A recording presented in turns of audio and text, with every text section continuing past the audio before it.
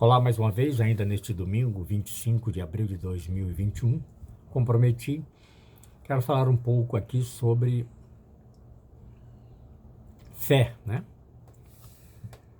Falei sobre Jesus na cruz, que ele fez 7 questionamentos a Deus quando estava pregado na cruz, né? Um deles foi: Senhor, Senhor, por que me abandonastes? E esse foi o interlóquio mais significativo entre Jesus e Deus durante o ato da sua crucificação. Rememorando, nós temos uma mensagem de Jesus. Ele pregando aos judeus, pregando para aqueles que o seguiam também, né? Os que o seguiam seriam cristãos e os que o perseguiam, eram grande maioria, eram os judeus, né? Que não aceitavam e até hoje, ou até um segundo atrás, não sei, não tem Jesus como um Messias. Porque não cumpriu todos os requisitos das profecias. Por isso não pode ser considerado um Messias. É muita falta de permissão uma pessoa continuar com esse discurso em pleno século XXI, no ano 21 do século XXI. Por quê?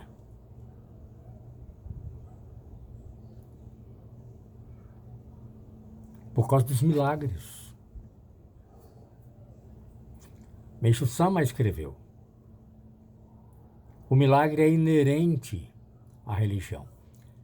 Se você fizer uma leitura mais robusta do que seja isso, o milagre é inerente à unção divina. Essa é a melhor definição de milagre que eu já encontrei. O milagre é inerente à unção divina. Jesus fez inúmeros milagres porque ele já era naturalmente ungido por Deus. Por isso ele afirmou numa certa passagem: eu vim do Pai, sei o que vim fazer aqui, sei para onde vou retornar.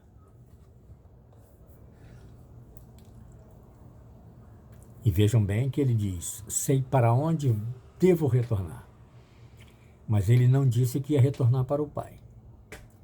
Combinado? Podem discordar de mim, dessa leitura que faço, né? Porque Jesus, e isso tem fundamento inclusive teológico, né? Quando ele resgatou todos os pecados da humanidade, através do seu martírio, do passado, do presente e do futuro, ele desceu ao inferno. De lá, ele ascendeu aos céus. Combinado? É algum absurdo que eu afirmei aqui? Que ele não disse que retornaria diretamente para o Pai? Eu vim do Pai, sei o que vim fazer, sei para onde vou. Ele sabia que ia para o inferno e depois ascenderia aos céus. Combinado? Alguém com raiva aí? Alguém deletou o vídeo? Para os que ainda estão comigo, vamos prosseguir. O que ocorre? Jesus, no Monte das Oliveiras, teve a oportunidade, a hora, a vez, a chance de renegar suas palavras.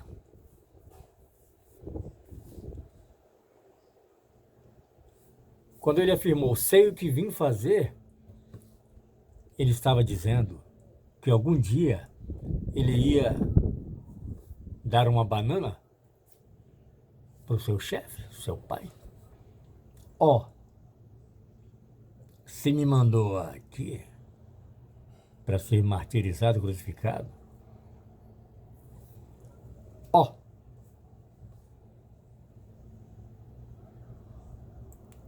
Tô fora.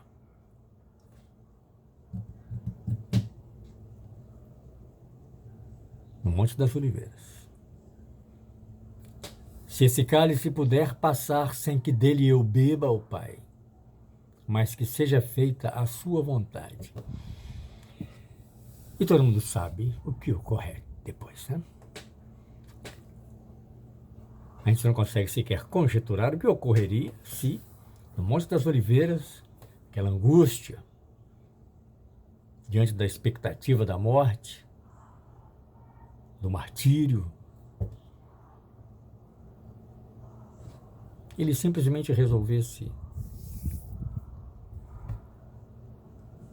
pela sua própria conveniência, humanidade, redimir os pecados, sangrar na cruz até a última gota de sangue. Aqui, ó. Essa expressão todo mundo conhece, né?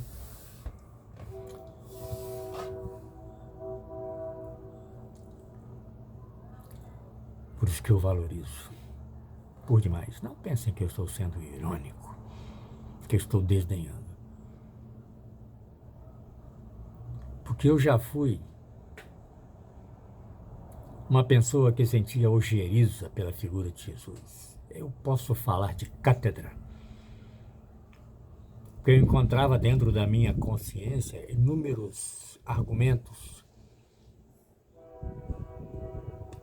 para falar de Jesus. Não me convencia.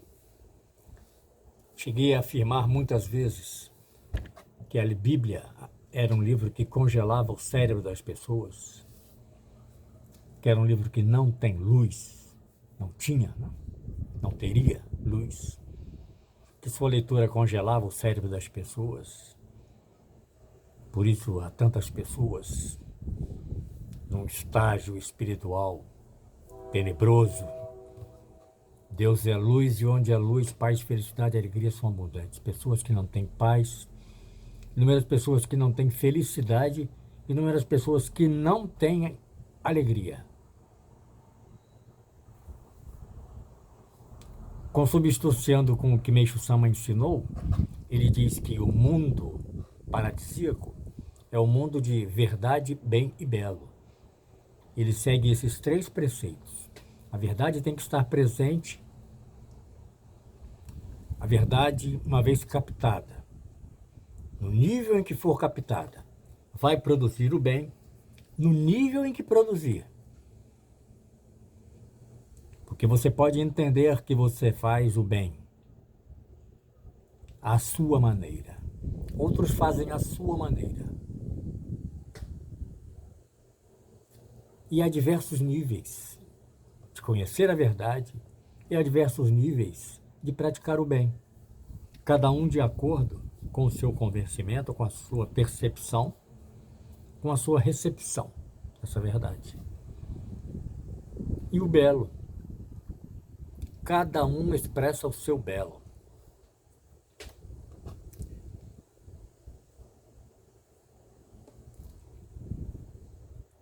Existe uma academia, que eu não posso citar o nome aqui, uma academia de arranjos florais, né? Dentre outras coisas,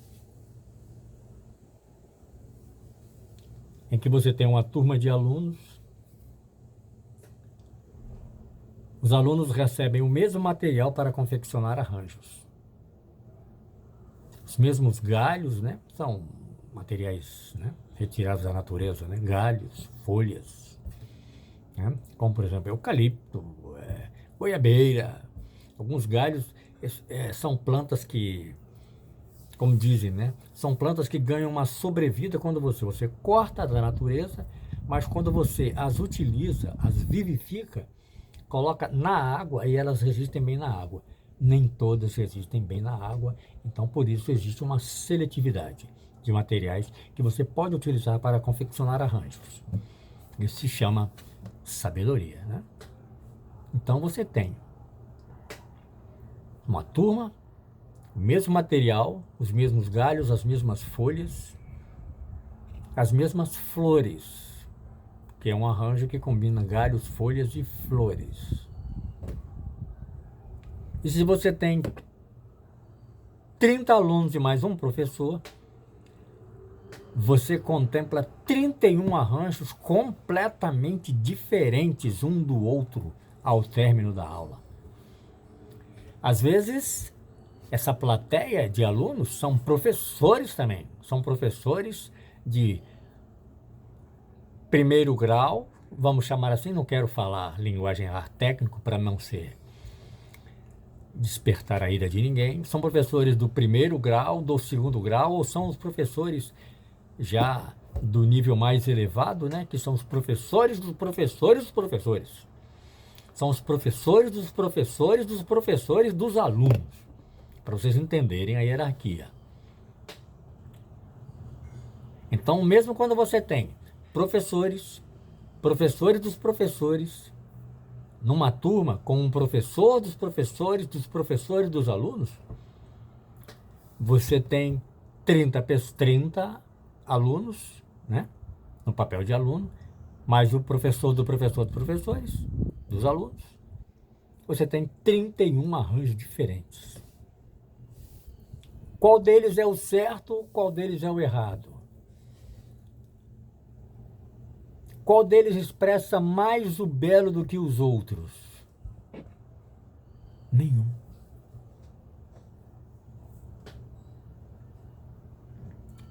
Todos eles expressam o belo. Ah, mas esse belo é mais belo do que esse belo. Impossível. A coletividade humana é uma soma de níveis de captação de verdades, é uma soma de níveis de práticas do bem e é uma soma de níveis de projeção do belo. Você conhece a verdade, capta que é vantajoso a prática do bem, sente prazer, sente o sabor de praticar o bem. E com isso você expressa o belo na sua capacidade, no seu nível. E não há e não pode haver diferenciação. Eu quero confeccionar um arranjo que salve a humanidade. Então tem uma turma de 30 pessoas, né? Mais o professor, o mestre, saem 31 alunos e você diz: o arranjo do professor vai salvar a humanidade. Essa afirmação é abjeta. Há um julgamento por detrás dessas palavras. Essas palavras, sinto muito, mas elas são insufladas por Satanás. Não há outro modo de analisar.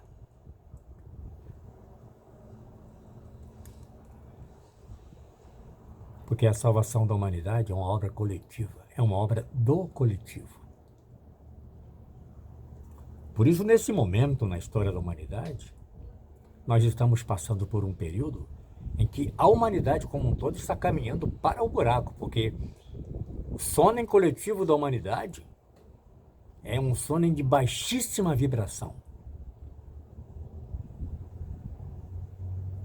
Não há tantas pessoas de altíssima vibração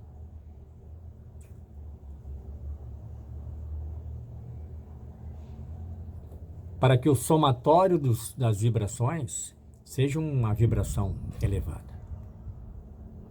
Não há tantos. Deus é luz e onde há luz, paz, felicidade e alegria são abundantes. Isso martela dentro da minha cabeça a todo momento, o dia inteiro.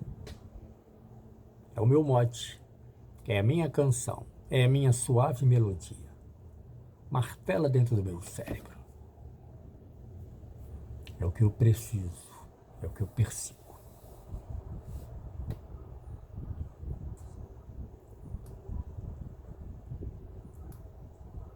Eu estava falando sobre Jesus na cruz, né? O martírio de Jesus, né? Acabei fugindo completamente. Isso acontece porque eu gravo os meus vídeos de improviso, insuflado pela mensagem invisível do mundo espiritual que chega à minha alma. Não estou dizendo que seja o verdadeiro caminho, a verdadeira salvação, que eu seja o bambambam, a minha frequência vibratória é paradisíaca, de jeito e maneira. Já cansei de dizer aqui que eu estou buscando. Eu vou refletindo, vou pensando, vou falando e vão surgindo novas convicções, novos caminhos para o meu pensamento. E eu penso que tudo isso é insuflado pela minha alma, pela luz divina brilhante dentro da minha alma. E eu capto no nível em que eu consigo captar. Não consigo captar acima do que eu tenho permissão. E eu tento passar num nível, eu capto num nível, tento passar no mesmo nível e eu sei que não consigo. Porque sou um instrumento. A energia elétrica chega à lâmpada, mas se a lâmpada estiver suja, se houver obstáculos entre a lâmpada e o ambiente a ser iluminado,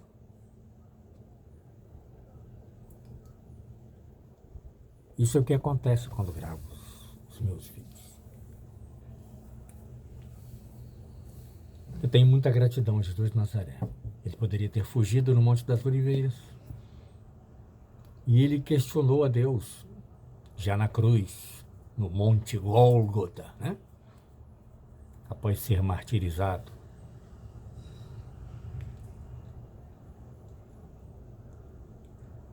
Mas Deus compreendeu que mesmo quando Jesus diz, por que me abandonaste?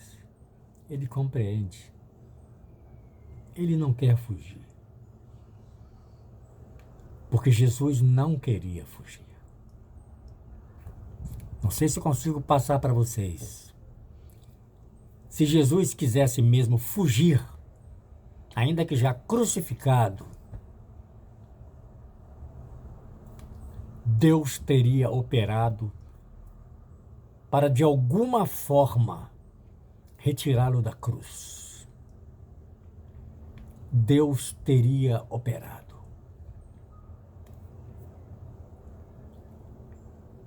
Existe até mesmo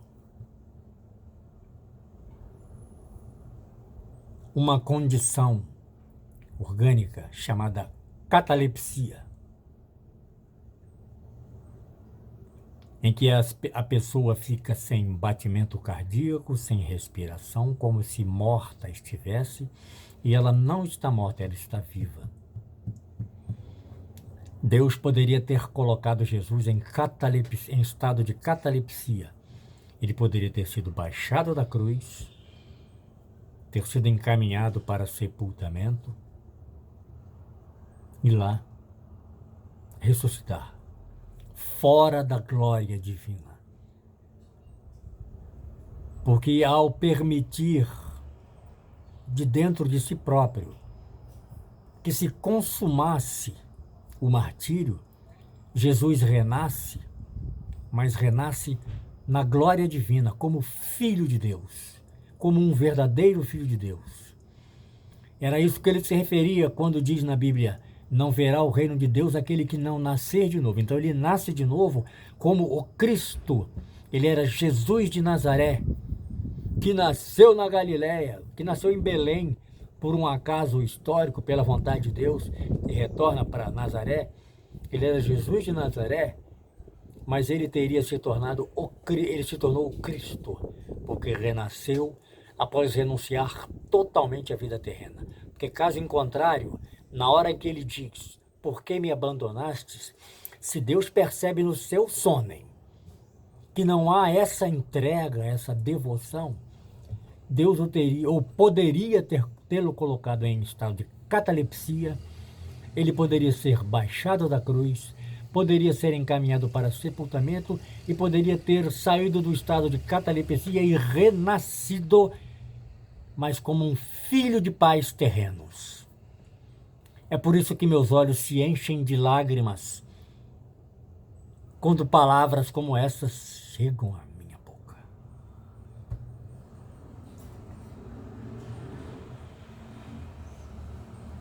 Essa é a fonte da minha esperança. Essa é a minha busca, é a fonte da minha esperança. Quisera Deus eu pudesse, através desse vídeo, ter contemplado, ter compartilhado com todos. Não importa quantas pessoas vão ver esse vídeo.